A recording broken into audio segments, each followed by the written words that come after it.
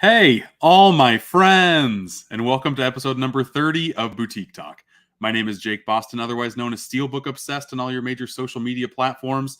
And if you want to listen to all things physical media related, then you come to the right place. Every week I have on a new guest to talk about their physical media journey, and tonight my guest has one of the most drool-inducing physical media collections that you will find on YouTube. I've live streamed with this man numerous times, so I'm happy to finally have him on my podcast to finish off the mid-levolution trifecta.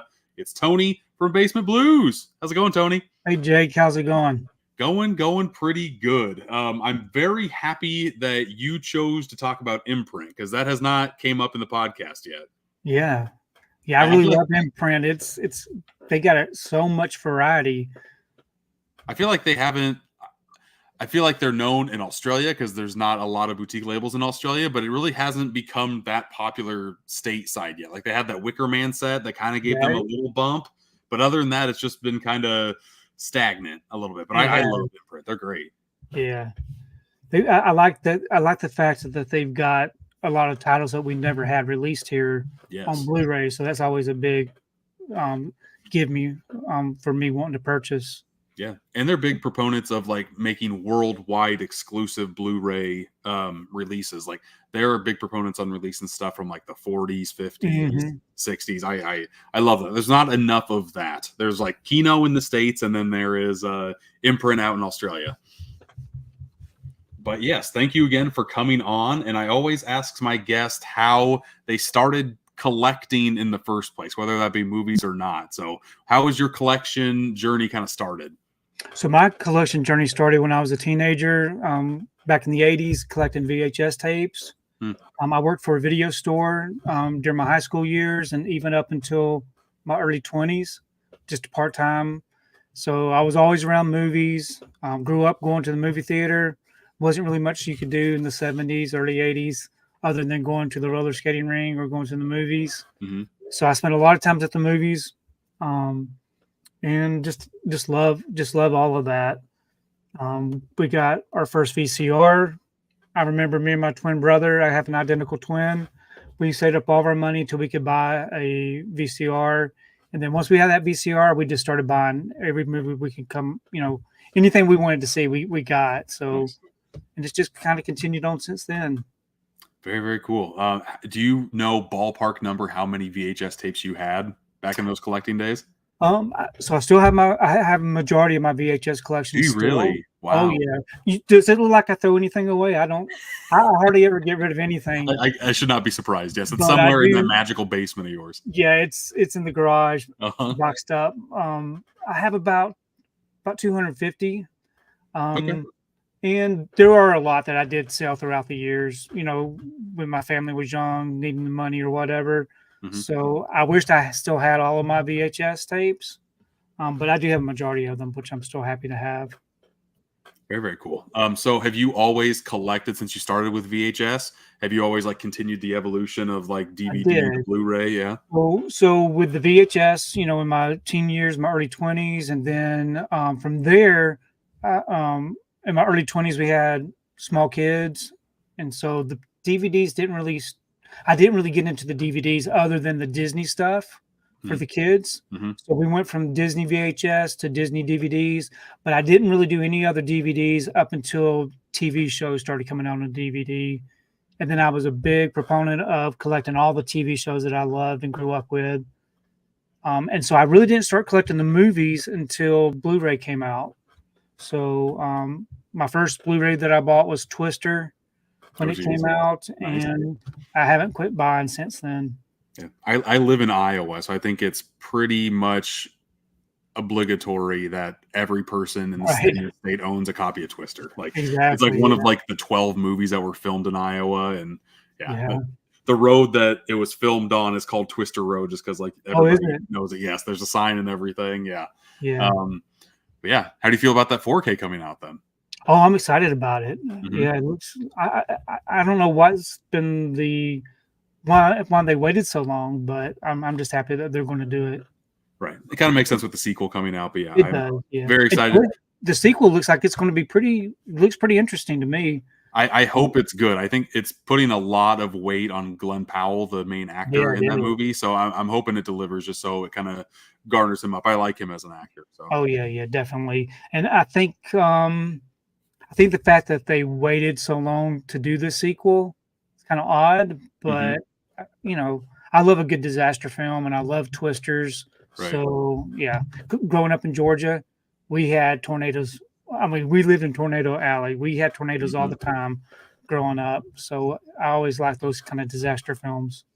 Yeah, marketing for twisters has been hot and heavy in Iowa. We've had like 3 tornadoes in the span of 5 weeks. So it's been very, very crazy. And I don't know if I want to watch a movie with tornadoes because there's been like a couple that have wrecked some small towns over here. So it's very, very interesting. I'll definitely see it though. And yeah, I haven't watched the old Twister in probably 15, 20 years. I watched it a lot growing up, but Yeah, me too. I haven't watched it very often. I do remember going to Universal Studios in Florida. They had a Twister attraction. Oh, wow.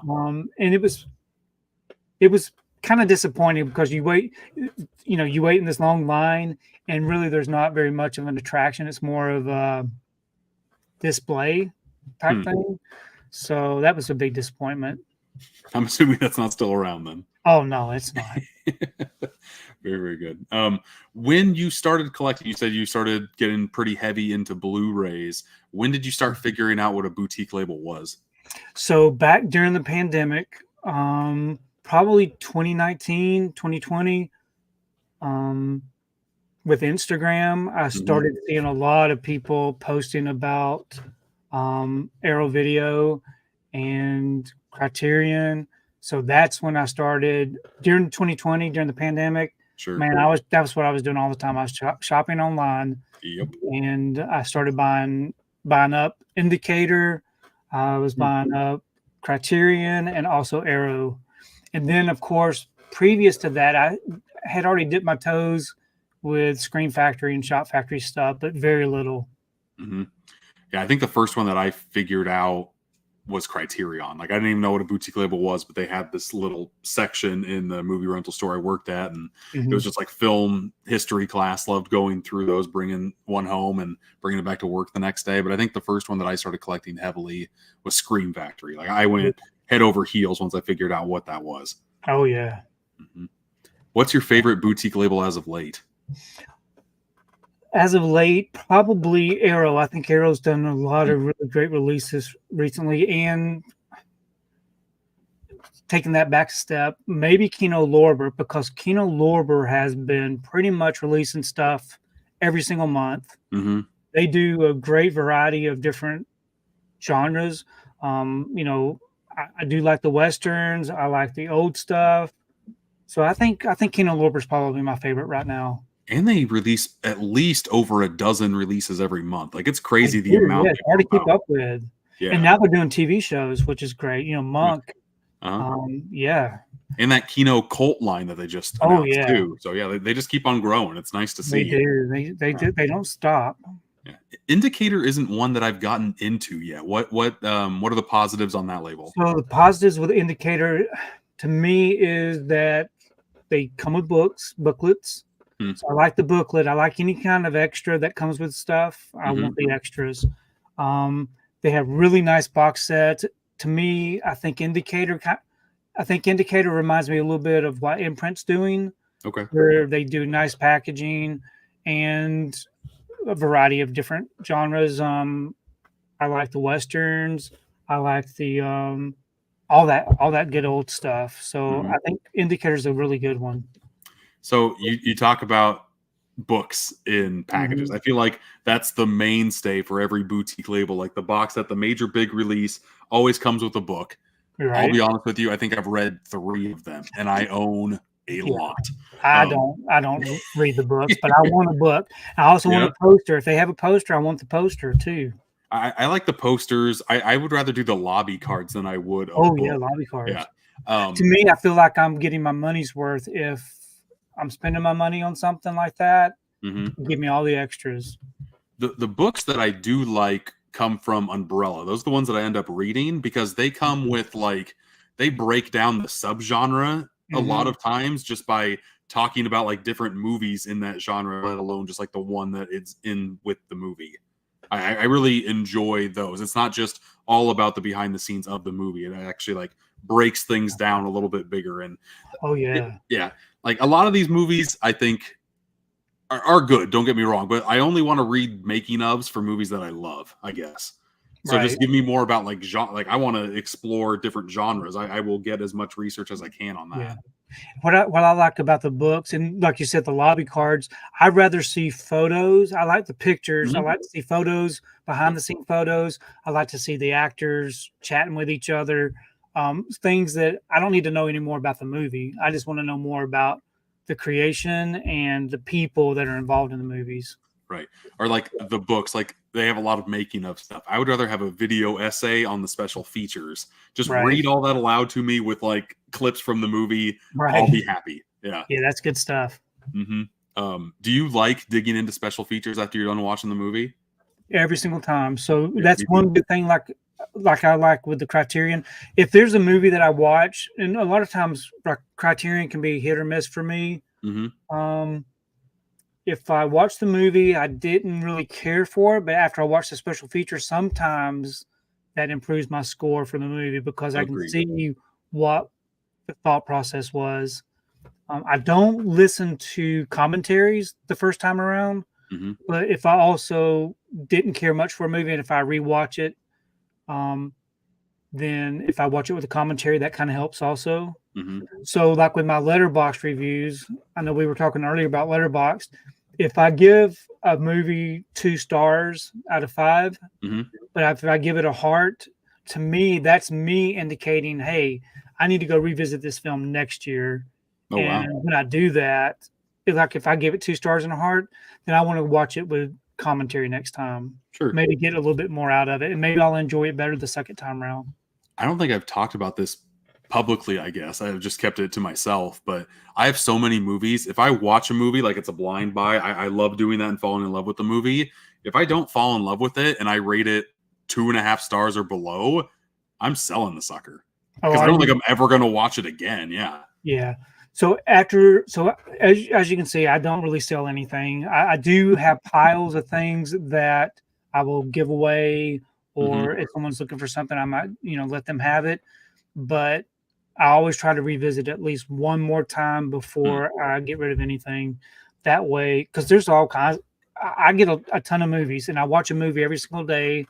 So for the past 3 years, I've watched a movie every single day, Great. and it's not even made a dent in my collection. But if I don't like something, to me, that's what I really like about Letterboxd.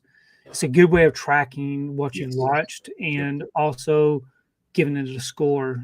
And like I said, if I give it a heart, then I need to revisit it. My brain, the older I get, is turning more and more into mashed potatoes. Mhm. So I feel like Letterboxd is just like a good way for me to remember what I even thought about a movie, even if it's like a month later. Like I'll remember like I liked it or I didn't like it. But if like I'm hanging out with a group of friends, they're like, "Oh, what movies have you watched recently?"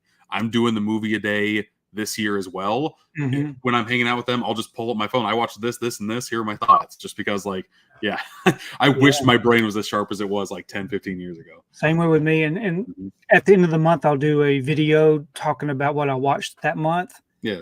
And it's like you said, brains become mush, Mhm. especially with the way that the world is today, where social media content's all the time. Right. If I watch a movie, I may not even remember the movie by the time the end of the month comes around Mhm. because there's so much stuff going on into the brain. Yep. Letterbox kind of helps with that. I do like the best and least best movies I've seen in a month. I won't do all 30, 31, whatever, but I'll pick like 10. Oh, And that's I'll good. That's a good yeah. idea. And just scrolling through, like, I can't believe I watched all these in a month. It's very hard to keep up with that pattern. Like I'm not even halfway through this year, and I'm just like, God, it's hard to squeak out the time. And I have like a backlog. Like there are some days that I can do 2 a day. So I'll only record 1 posting on Letterboxd that day and save another one for when I can't watch it. Oh yeah, definitely. I have to. Otherwise I wouldn't be able to do the 1 a day for sure. Right. Yeah. Let's kind of go back to collecting stuff. I see some popcorn tins behind you as well. Mhm. Are there any other items that you like to collect just besides movies? So movie posters, Yeah, I see those popcorn too. tins. Mhm. I used to collect Funko Pops, but that got out of control. So I sold all my Funko Pops. So really, no, I don't really focus on anything else. Mhm. If there's a good movie tie-in, then I'll purchase something to display. Sure. Um, but physical media companies nowadays don't really do the movie tie-ins like they used to. Agreed. Big, beautiful box sets, a bust like the Caesar bust for Planet of the Apes films. Yeah. They don't do those things anymore. So I wish they would get back to doing some of that stuff. Yeah, me too. I mean, that was back in like the DVD heyday when Yeah.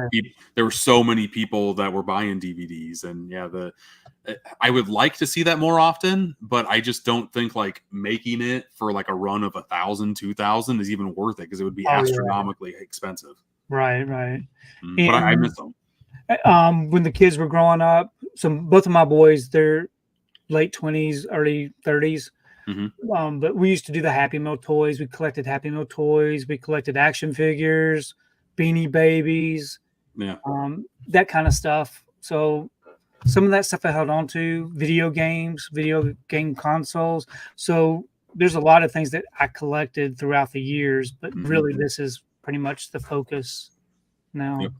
I'm the same way too. In my 20s, I collected a lot of video games, and then I had kids, and then I'm like, oh, I have no time to play these video games. Exactly. Yeah. So It was I'm fun while it lasted, though. yeah, no, I 1,000%. Like my friends would come over weekly, and we would play, and it was the best. And yeah, Oh yeah. now my friends have kids, and things change, man. Things change. Right. And talking about the movie tie-ins with the Yeah. popcorn tins and Hmm.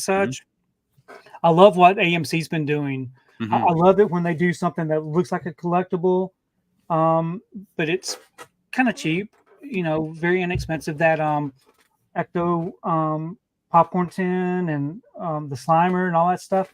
It's nice little display pieces. So I like getting that kind of stuff. Agree. Yeah, AMC gets a lot of good ones, and I wish that I had an AMC close to me. Like there was Oh, one in our area, and went um it went out of business a couple years ago because of COVID, unfortunately. yeah, and But Cinemark's doing some great stuff too, though. yeah, Cinemarks dominate the real estate space around me, and they came out with like a ghost face, Yeah, popcorn bucket, and a saw Billy the Puppet popcorn bucket. I really like those, and the Slimer. I think I grabbed that one too. yeah. AMC kind of goes above and beyond. They're the buckets that I was talking about at Cinemark are like 20, $25. Cinemark can get up to like 50, 60 Oh bucks. yeah. Or AMC can. It's kind of I crazy. remember me and my wife went to go see the new Ghostbusters film, and Mhm. we bought the popcorn bucket and all this stuff. And then the person says, "Okay, your total is 70 something dollars." I'm thinking, you probably rang something up wrong. I didn't Mhm. say it, but in my head, I'm thinking something's wrong. Sure. It was those stinking popcorn buckets. We Yeah. got the cup and the bucket, which is the ghost trap, Hmm. and it was plus the tickets and the popcorn and the drinks. It was $70 for two of us to go to the movies. Isn't that crazy? It is. It's nuts, but of course you left with it because it looks nice. Oh yeah, definitely. I feel like popcorn buckets are getting a lot of the love and attention with the Dune one, and then the Deadpool Wolverine just got announced today. Right, right, Um, right. I think when movie cups, like when you kind of get away from just like your random either like Mhm. cheap paper or cheap plastic, those can turn out to be really nice. Like I have one Oh yeah. that came out last year for the Flash that actually lights up. It has like a switch on the bottom. Mhm. Yeah. I feel like cups don't get talked about enough. Yeah, yeah. I like the cups. I've got a whole collection of cups, and um right here we have the The yellow? Indiana Jones Oh, cup. sure. Yeah. Yeah. So I like it when they do nice little toppers and things. Just looks good on the shelves. Agreed. Yeah, I'm currently in the process of building shelves in the room right behind me for like a podcast space, more than just movies. It'll have all my boutique stuff, but then I also want to leave room for some like the popcorn buckets and stuff. Because right now they're just scattered all over the place. I want just like one place to put them and have them look nice. Yeah. Do you ever worry about your shelves behind you with the weight and everything? Oh Do you no, ever see the shelves bowing down or anything? this one no, because it has like 5 different brackets on it, so there's no bowing. The other one over here, I only put 2, and that has some of my boutique ones. That one is starting to Oh, go that's kind of bend like scary. that. But Yeah. I'm going to take that shelf down because that's where all my boutiques are. I'm going to move those to the other room.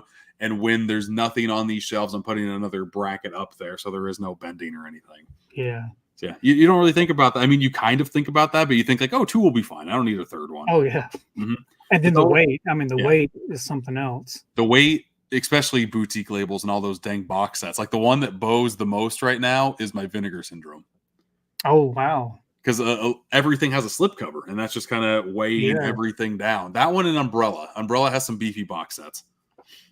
Yeah, I built the shelves over here to my left. Those are all just 2x4s and 1x1s. Very nice setup. But over here, I ended up just buying a bunch of those. I forgot what they're called, but when I was building these and started putting all my stuff on it, I could tell that it was dangerous. Sure.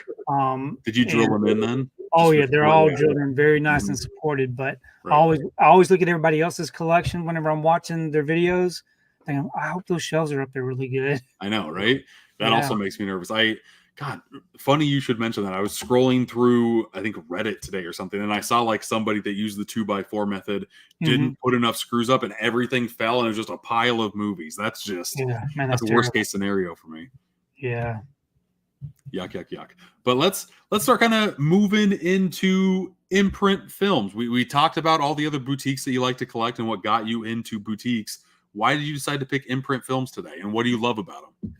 So what got me started with Imprint is I forgot exactly how I got connected to it, but I got connected to them at the very beginning, and I noticed that they had a numbered spine. I thought, oh, numbered spines, I can start from the beginning. I can keep up with that.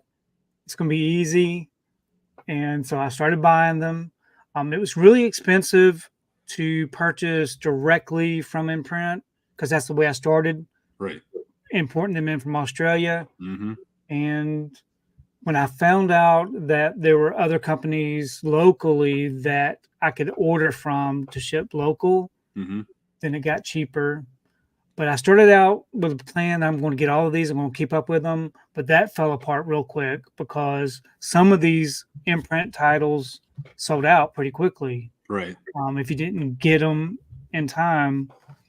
But what I liked about Imprint was the fact that they all come with a nice slip box. Yeah. I love it. And they got the nice clear case. And they've got so many, and they're region free. I was going to mention that. I feel like they don't specify that. They do not specify that. I think I've only run into maybe 2 titles at the very beginning that were not region free for some reason. But what I liked about them were they were releasing titles that we've never got on Blu-ray here in the States. Yep. And that's what really started driving me to Imprint because I really love that. Right. I'm just looking at my shelf now. The ones that I've watched and loved and I'm glad that I have, because some of these went out of print back in like the Blu-ray day, but they have a release for Bug. They have a release for The Gift from Sam Raimi, which is very hard to find. They have one for Blue Chips. There's just a lot of different genres of movies. Like they're kind of like the Kino of Australia a little bit. They can go a little bit everywhere, and you're always happy and excited to see what they have coming out each month. Yeah, Regarding Henry was one that I remember getting at the beginning. I loved that movie. Hadn't seen it since it was on DVD. That's the Harrison Ford one, Regarding Henry. And so I liked it. And The Bad News Bears. Yes, the whole trilogy, or the original trilogy. Yeah, exactly. And I love that they kept doing those, and because I was afraid that they wouldn't. But as soon as I was buying them from Imprint, we got a release for The Bad News Bears here in the States, but they didn't do the other ones. So I really liked that Imprint kept with that line and kept doing those. Agreed. Sometimes you'll only get the movie and they're lacking a little bit on special features. So that's the only negative that I can really say about Imprint, because their packaging looks nice every time you do it. I love the slip cases, but as we will show with Barfly, and we might as well just show this now, their box sets don't get talked about enough. These suckers are absolutely gorgeous. And this is like the skinniest it can be. This only has 2 movies inside. Right. I have some box sets from them that have 5 movies. And one cool thing about Imprint is that each movie has its own case, which I absolutely love. And the artwork, like, it's just, you show the artwork. I have sets for The Wicker Man, which is still one of my favorite box sets in my collection.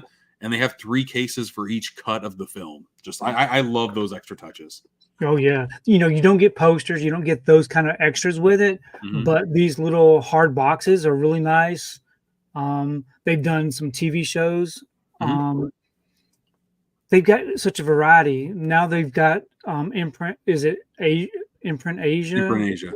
Yeah, so they're really expanding out. But they are kind of getting harder for me to purchase because there's like a delay here in the States.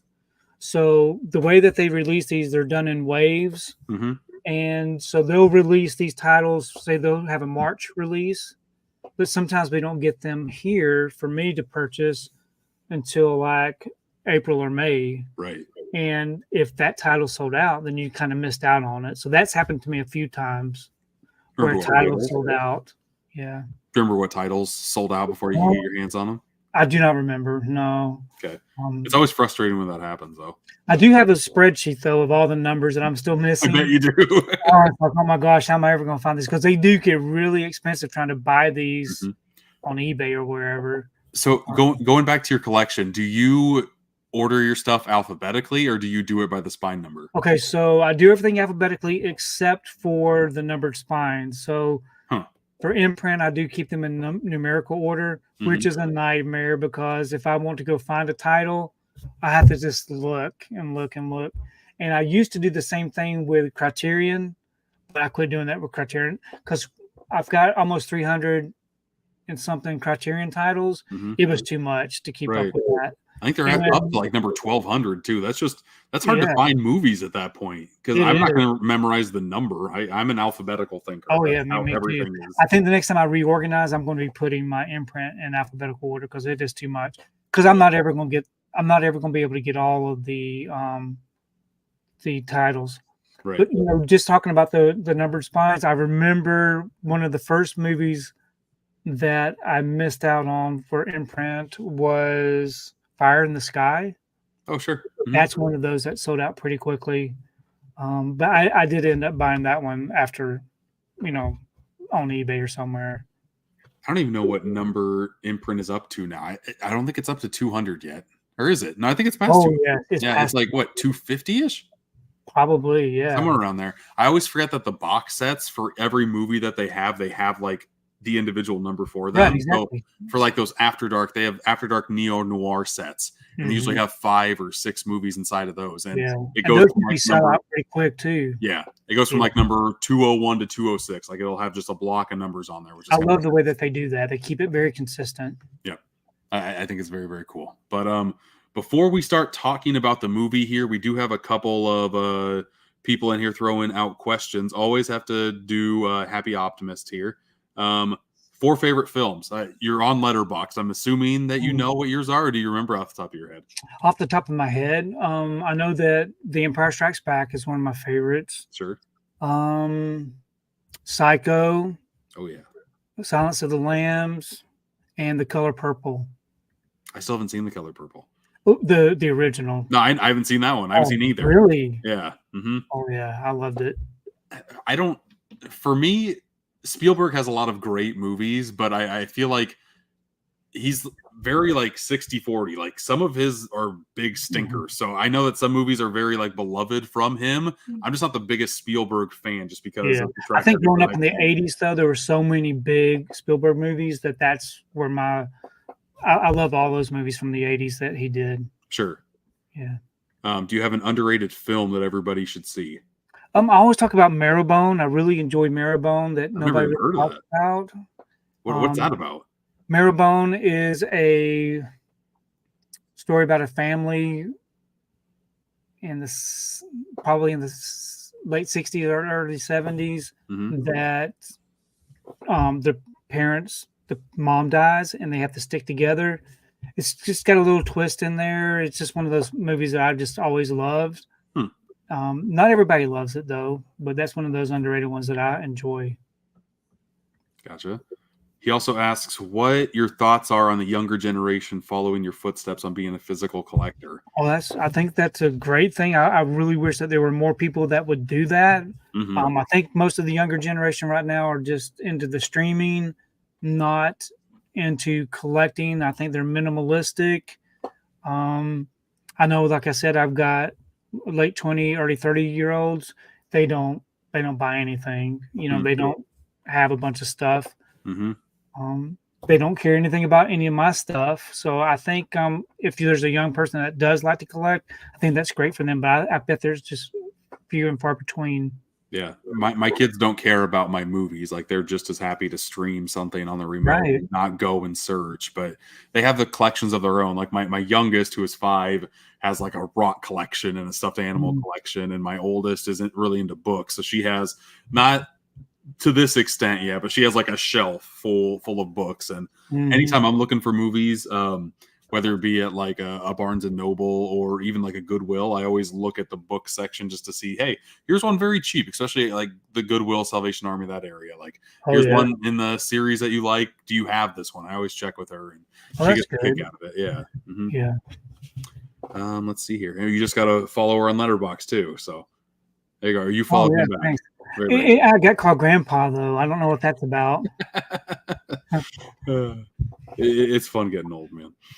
What's up, everyone? Hey, love my favorite YouTubers. 2 of my favorite YouTubers in one podcast. Very, very, very cool. Thanks. And then last one, Eli. I've never ordered from Groove. When it says your order is being processed, so that means it's shipping soon. That means they're kind of like getting your order collected. So hopefully it does ship soon. Yes. And they're pretty quick. I think they're really quick. If there's something in the order that is a pre-order, then it will process, but it won't ship until all the items are available. Right.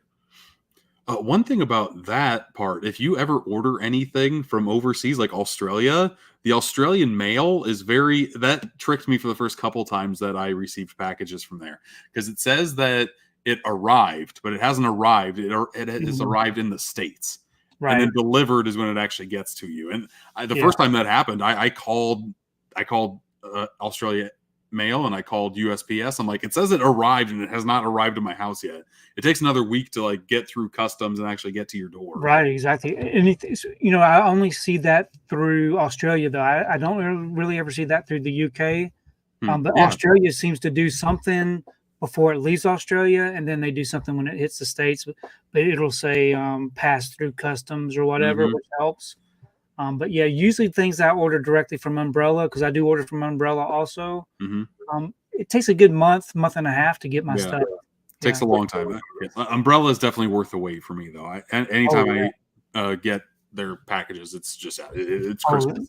I love going through all their box sets. Yeah, it's good stuff. Even like this month, I'm getting Trash Humpers. Like, I don't know if I'm ever going to watch that movie, but I'm very excited to actually open it up and see it for sure. Oh yeah. But now let's kind of open up Barfly. I have a trailer. I'll showcase like 35 seconds of it, and then we'll kind of cut and start talking. Here's Barfly.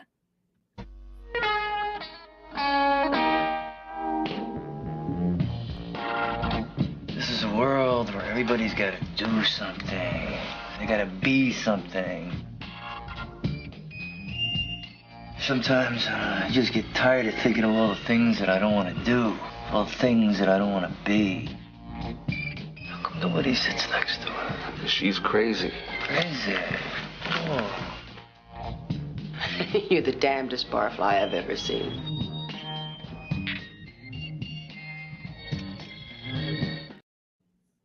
There it is. Barfly. There was another like 90 seconds. I always like to put TV spots in these. There was no TV spot on YouTube that I could find.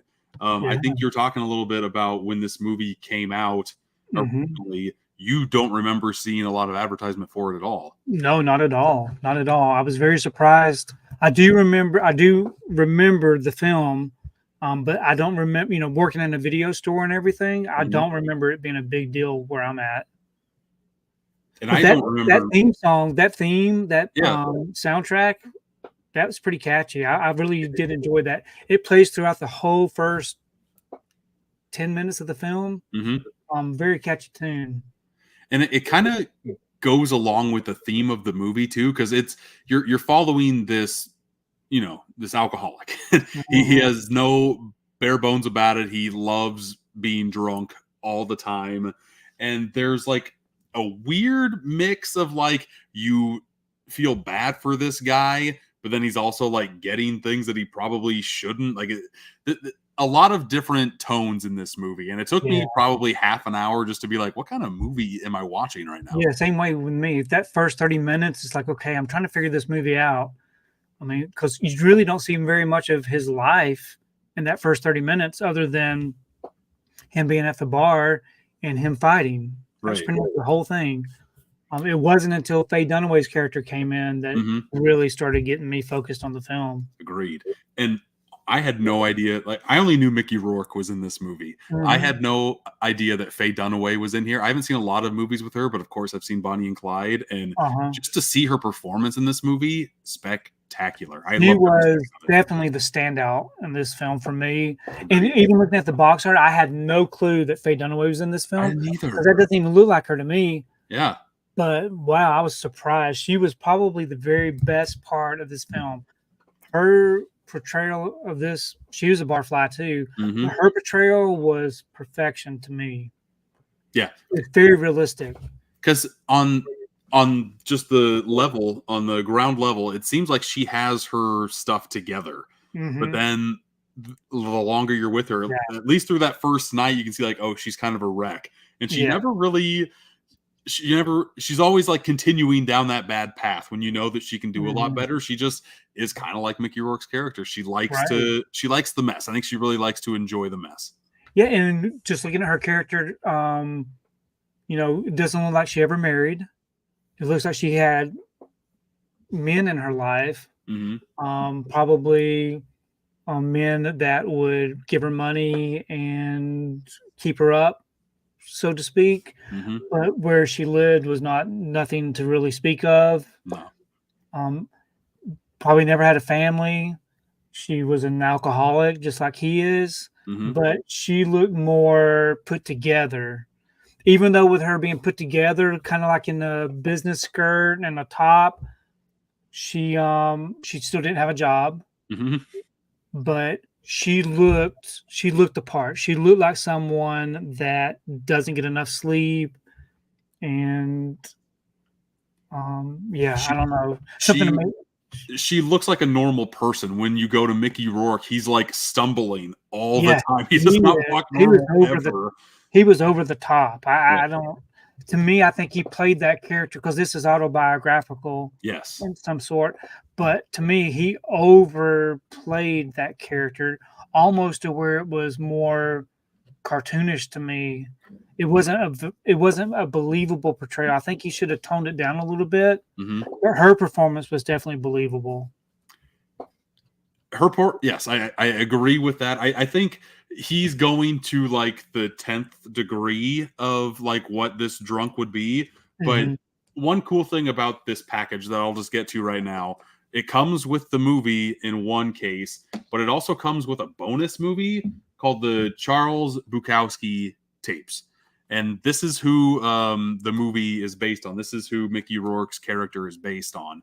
And he is he's a poet who just loves drinking. Like that is just his thing.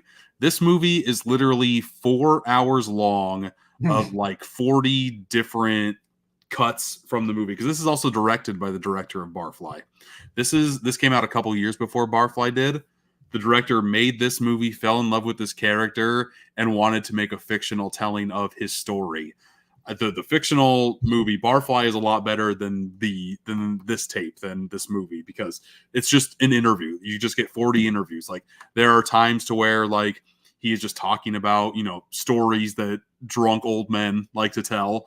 And then there's also times to where like he is showing you Los Angeles and like, oh, that's where all the hookers are. This is where I took blow for the first time.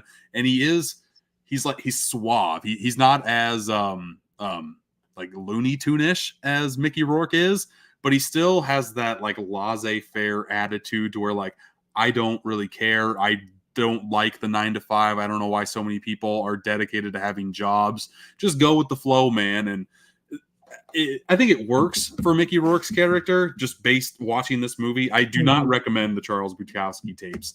You can watch the first 15 minutes of it. Like there's, I want to say in tape 4 or 5, there is a physical altercation between him and his like lover at the time that you see. That is like the most entertaining, not entertaining. That is the most like, oh God thing that you see. Other than that, it's just like an old man telling tales. You know, that's a good plus for Imprint, though, that they would include such a documentary. Mm-hmm. I mean, 4 hours, that's amazing that you could get that included with your, because who else would do something like that? You know, who else would, maybe Criterion. Criterion does some really good special features, but that's good. You know, if I ever wanted to revisit this film in the future, I would probably want to watch that documentary first. And I think that's why I enjoyed this movie as much as I did, is because it does take a lot from the tales that he was telling in this. Like it, there's a part in the movie to where like this random like president of an art company comes and follows him and gives him a lot of money for his poems that he writes. That is literally something that happened to him, and you kind of see interviews of him this came out in 1985, the documentary did, and he's living in a pretty nice house. It's just the way that he was able to get by the attitude that he had is very astonishing to me. Like it should not have worked, and yet he just lived life just going with the flow. And so a big part of the film itself was the fact that when he did get money, he was freely just giving that money away. He didn't he wasn't trying to hold on to the money. He was wanting to buy everybody rounds at the bar. He was wanting to pay people. I don't know. He wasn't very tight with that money. Right. That wasn't his lifestyle. Some people are pool sharks. He kind of reels in people that want to fight him. Yeah. Will place bets, and he'll lose a couple of the fights, and then people will start putting money down, and that's when he will really show up and go. The first thing, like the movie kind of starts off with a fight, but then you always see Mickey Rourke's knuckles just always bruise and beat up and cut up. And to me, that's just part of like his character. Like he doesn't have a place to live. He's just like mooching off of the bar owner's bonus pad, whatever the heck he has. Right. And then he finds Faye Dunaway. She has her place. He moves in. He pays for rent for a month with some of that winnings that he got. And they go through their ups and downs. And he's like, I'm staying here. I paid rent for a month. You can't kick me out type of deal. And I don't know. I really liked their back and forth, I guess. I really liked it. It didn't really seem like a love interest to me. It was more of just accommodation, just being there, you know. Especially because of like the relationships that happen within their relationship too. Right. They're just coexisting. I think the paramedics got called 4 times to this location because there's always something going on. People, I guess this place that they lived in was not the best place in the world because I don't know, it was just I would not want to live there, but it was very unwelcoming. It almost looked like the building should have been condemned by the way it looked. But they seem to be okay with that. Like the paint ripping off the wall too. It's just like, very decrepit. Mold on the wall, whatever it was just pretty disgusting. And then if he bled everywhere, the blood would just be everywhere and it never got cleaned up. It was always on his clothes. He didn't really have a change of clothes. Didn't seem. No. When you see his clothes, it's always covered in blood because he's always fighting. There was the paramedics came to that same house 3 or 4 times in one day, and either the third or fourth time, the second time the paramedics came, he was all bloodied and everything. The third time they came to check on Faye Dunaway, he was still wearing like the bloody underwear, and he's like, "You haven't changed your clothes or anything?" Like, no, man. Like, it's just going with the flow for sure. And then he would just wet his hair back, just fix his hair with water or whatever. And I never saw him get cleaned up or anything. No. It's sad. Yeah. But another part of the movie, which was interesting, was this younger lady who, for whatever reason, had a really connected with him in some sort. I guess maybe because of his writing. Yeah. Was she a publisher? Did she work for a publisher, or I can't remember I exactly. thought she was a president of a. I knew she was a president of a company. It was either like an art studio or a publisher, somewhere around there. But she had a big interest in his character, yeah, which I found pretty interesting. and you can just tell by the way she walks that she is very well off for sure. Yeah, and I think she was wanting him. She was probably trying to fix him up, change him Correct. to fit her lifestyle. Yep. Which didn't work out very well, did it? Yeah. This seems like a case to where like he sent in his writings, she read it, fell in love with the man who wrote it, and then finally met the man, and it just did not work out. Right. At all. Even though like she still wants him even after everything that happens in the movie. I don't know how like spoilery we want to go here. Right. And there's not really a lot to spoil in this movie. There really isn't. You just go along for the ride. It's a big character piece in my opinion. It is. Yeah. Mm-hmm. I ended up enjoying the movie the longer it went. Right. The first thing that made me realize this was more of a comedy than what I thought it was, because you're just depressed for like the first like 35-45 minutes of the movie. Yeah, pretty dark, yeah. And then to where like the first time I had laughed out loud was one of the old men in the bar that had to tie his hand around his scarf to go and take a shot. Yeah, because he wanted. I mean, it was dark, but it was hilariously dark. And that's my sense of humor from time to time. That got me going. And then the ambulance thing started happening, and the Frank Stallone of it all, just they're back and forth together, which is another thing we haven't talked about. Frank Stallone is randomly in this movie as the bartender. Yeah, pretty prominent role. Yeah, it was a pretty prominent role. You saw a lot of him. I think this is the first film that I've actually seen him in to where he played a bigger part. Mm-hmm. And the special features on this release, he had a really great, probably was about a 15-minute interview. Yeah, maybe. 15, 20, yeah. Mm-hmm. It was pretty good. I really enjoyed hearing what he had to say. But yeah, I thought that was an interesting character. And he was probably the one. Was he the bar owner? No, the bar. He was the one of just the bartenders. Yeah. Right. Just one of the bartenders. But he was the one that was always fighting with Mickey Rourke's character. Right. Mm-hmm. Yeah. One thing on that Frank Stallone special feature, since you brought it up, Mickey Rourke fought hard for him to keep that spot. Like, he had to audition, and they told him he got the job, but like a week before they were going to start filming, they told Mickey that they were looking for other people to play that bartender role. And Mickey was pretty much like, if you don't hire this guy, you already told him he got the part. If you don't hire this guy, I'm leaving. Yep, and he would have too. Yeah.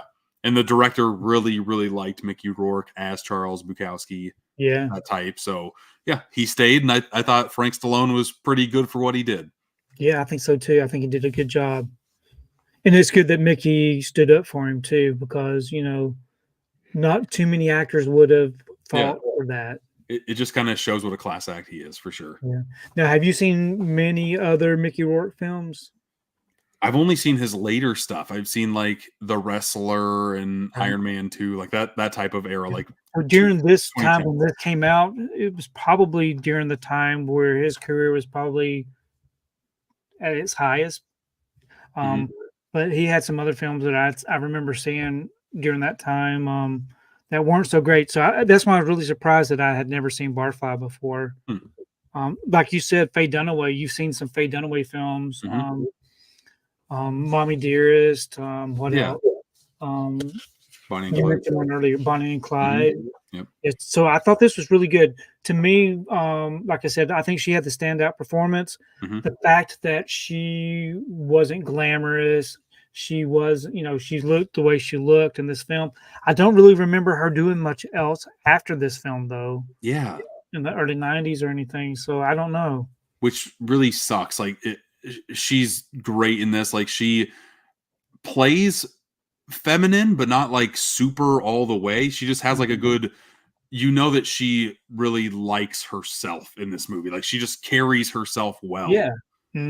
Man, the scene where she's in a robe and just kind of like, showing not much off, just like her legs, but them having that back and forth is great. I don't know. She just knows how to carry herself in this movie, and it makes me want to watch more Faye Dunaway movies. Oh yeah, definitely me too. Yeah. I was kind of curious what she did after this. I haven't checked what her filmography kind of looks like, but if she really didn't get that many roles after this, it's a damn shame. Like, Yeah, because I honestly think this is more toward the end of her career. that's crazy. Yeah, other than maybe TV movies or something. Yeah, seeing her in this, like, she had so much more left to go with, and oh yeah, definitely. Yeah, but, to me, and this may be stretching a little bit, but to me, that was an Oscar-worthy performance that she gave. very, very solid. I thought she did great. Mm-hmm. I'm gonna go back a little bit to the bar stuff, because I mean that's where this movie takes a lot of places is at like a couple of different bars. I have memories of bars. I can talk about this because the place that I worked at isn't open anymore, but like my first job was a dishwasher at a restaurant, and it moved into a cook. And then it was in between the summer of like my high school and college years, and I really wanted to learn how to make drinks for college. So for 3 months at 17 years old, I was a bartender and like worked that side of things, and just got to see the regulars, got to kind of see that life. And a lot of like this kind of crowd, I would say not like the slum of the earth type crowd, like the girl who's showing off cleavage for $20, you can do whatever you want to me type of thing. Just very, very gross and disturbing. I wouldn't say it goes that far, but just like the way people act when they are in one big group all drinking together, like that's the vibe that I kind of got from this, and it reminded me a lot of those 3 months that I worked as a bartender. Just So I think it does a very good job capturing that bartending career didn't take off for you, did it? I didn't want it to. No, I would rather go to college and get a degree. But you probably met a lot of interesting people. Absolutely, yeah. I mean, you definitely get like the assholes who want their stuff quick, and then you also get just the people who come in and just want to have conversations because they don't really have a lot of places to go. So right. And to me, that was pretty much this group of people in this bar. Yeah. It was just that was like their home. That was where they stayed, because every time you went into the bar, it was always the same people there. Always. Yeah, and with Mickey Rourke's character, again, he didn't have a job. He lived at the bartender's place, so he had no way of getting money. So you might as well, people always have to have somewhere to go to interact and do something with their life, because you can't just like live by yourself forever. Right. And I thought that the bar, it's no Cheers. That's for damn sure. No, it was not. Yeah, the opposite of that. I mean, people might know your name, but there's only like 2 or 3 people that come in all the damn time.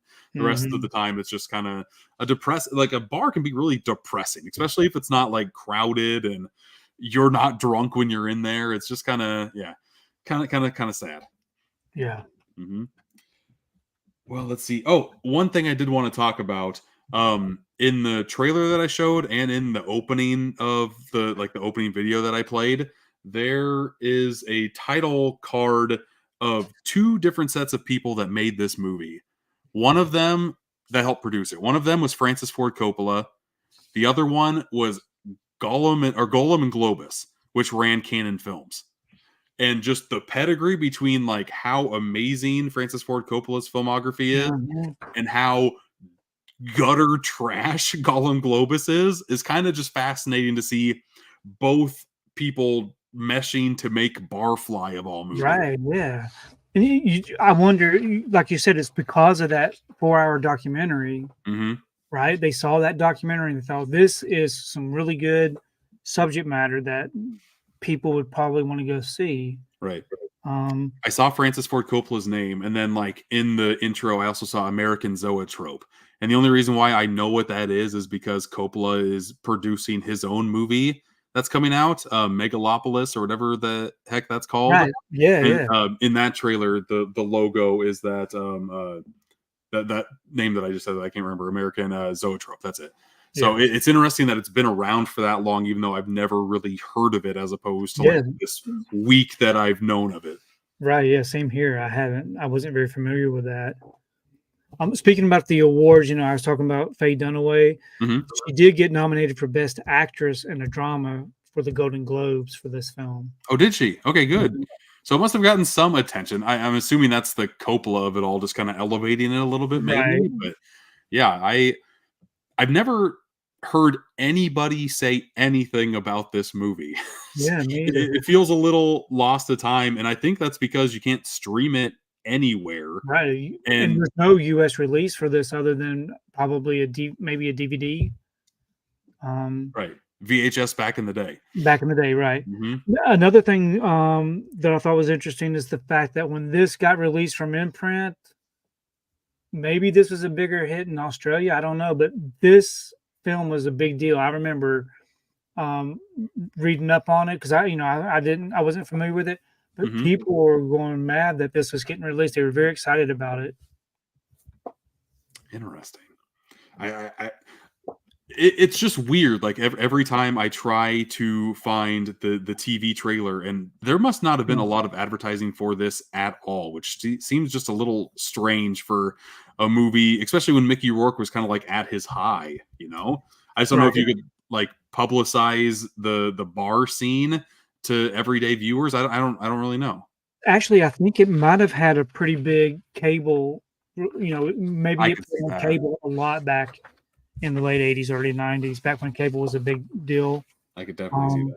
So I think that might be where it's like on HBO or something. It must have been a big deal on that. Let's see here. I think for me, we touched bases on a lot of the topics I wanted to talk about.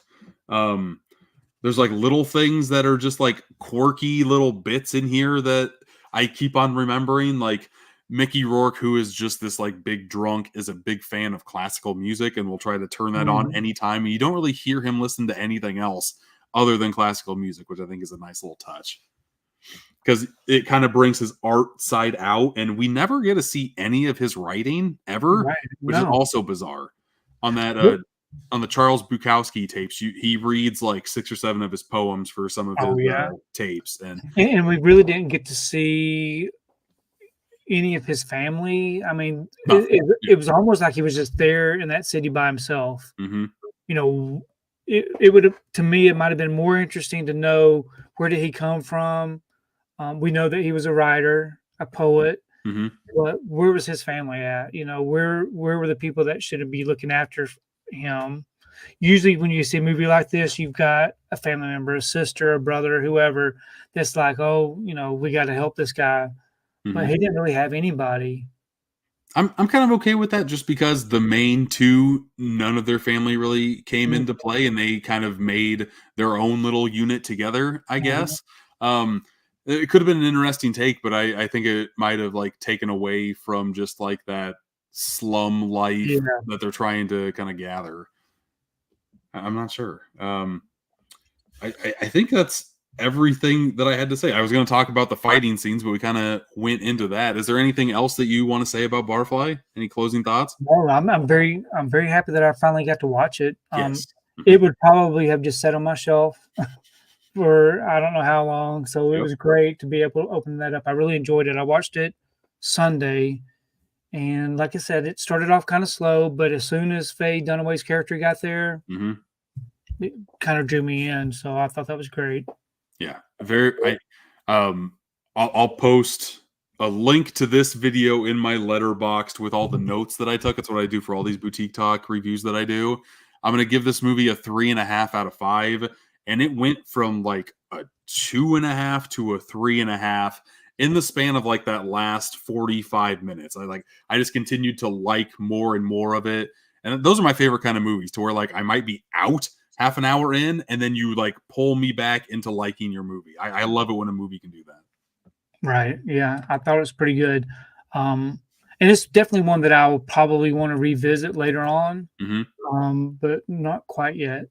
Yeah, no, this is a set that I'm definitely keeping. And there's a lot of different Imprint film box sets that I have not cracked into. And watching this really makes me want to dig into those, because I had a good time with this, just especially with that 4-hour documentary and this. Like I like doing research sometimes when it comes to movies. Oh, yeah. Like that's the main reason why I wanted to start this podcast, is to watch movies in my collection that I have not gotten to yet and give myself a reason to do it. Because if I don't have a reason, I will watch something else more than likely. So I'm glad you picked this out. I appreciate it, man. Thank you. Yeah, great, great. I appreciate you letting me know about this movie because, like I said, it would just sat on the shelf for as long as I would probably never even cracked it open if it wasn't for you. Right. You don't seem like much of like the alcohol consuming type, Tony. I'm not. It's not one of those films that I like. But when it's done well, and it's really pertinent to the story, then I'm all for it. Yeah. I'm glad that there was more to this movie other than just the alcohol. Agreed. Yeah. It was a really good character study. Yep. Nope. And yeah, I like character study movies from time to time. Sometimes they work, sometimes they don't. I think this one hit more than it missed for me. So yeah. Right. Very glad we were able to watch it. And at the end of every episode of Boutique Talk, I like to share who the next guest is going to be. And next week, my guest is going to be Brad Henderson from TerrorVision. Wow. I have a couple of TerrorVision titles that I have had for a little while and have not cracked into. This just gives me another reason to do so and kind of look into another boutique label. I've had people from Umbrella on here. I've had people from MVD. It's just kind of nice to see the story of a boutique label, how they got started, and just talk about like what makes them love making physical media. Yeah, I look forward to watching that one because I do have a lot of TerrorVision titles in the collection, and I have never seen a single one of them yet. Oh, geez. So I don't know what that's about, but I did start collecting those. I got about 15 of them. But yeah, I look forward to watching that one. Yeah, no, it should be a good time. Well, thank you, Tony, for popping on. This has been episode number 30 of Boutique Talk. And until next time, I'll see you. Good night.